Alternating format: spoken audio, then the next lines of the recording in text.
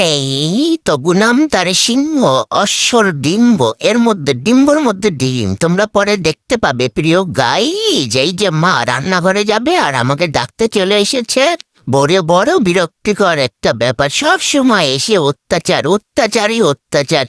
হ্যাঁ কি যে কপাল আমার খালি আদরের সঙ্গে সঙ্গে অত্যাচার করে এবার দেখবে ধরে টেনে হিচড়ে একদম বলবে চল মিঙ্গো চল রান্নাঘরে না আজকে তো দেখছি একটু আদরের বহর অনেকটা বেশি।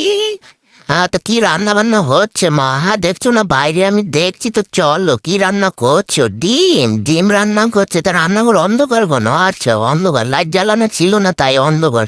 দেখো সব একদম রান্না রেডি হয়ে গেছে তখন আমাকে ডাকতে গেছে আমি তোমাদের কি ধারাভাষ্য দিয়ে শোনাবো বলো তো? বুঝতে পেরেছি স্পেশাল ডিম হবে ডিম সিদ্ধ করে ঝোল বসিয়েছে আলু দিয়ে আর তার মধ্যে দেখো একদম পোচ করবে পোচ ডিম এটা হচ্ছে বাবার ফরমাইশ। হ্যাঁ তো ডিমে ঝোলের মধ্যে এই যে ভেঙে দিয়ে দিল একদম দুখানা আন্ডা বুঝেছ দুখানা আন্ডা দেবে একদম পোচের ঝোল কখনো খেয়েছো তোমরা? তো এইভাবে খেতে হয় বুঝেছো হেভি টেস্টি লাগে একদম নরম নরম পোচ যেরকম হবে সেরকম।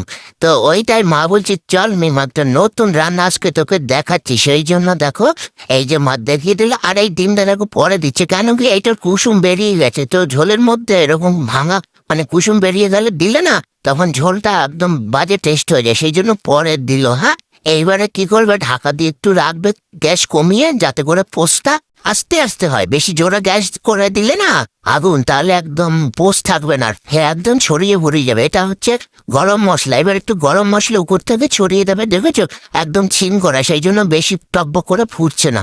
এবার এই যে গরম মশলা দিয়ে দিল এবার আবার একটু ঢাকা দিয়ে রাখবে। এবার লাস্টে কি করবে একটুকু সর্ষের তেল দিয়ে একটু জিরা ফোড়ন দেবে ঠিক আছে জিরা ফোড়ন দিলে একেবারে এবার একটু গ্যাসটা এপাশ থেকে ওপাশে একটু চেঞ্জ করে দিল ওইটা একটু ছোট অল্প আগুন জ্বলে আর এই পাশে বেশি আগুন জ্বলে সেই জন্য এইটাই দিল তাড়াতাড়ি ফোড়নটা রেডি হয়ে যাবে।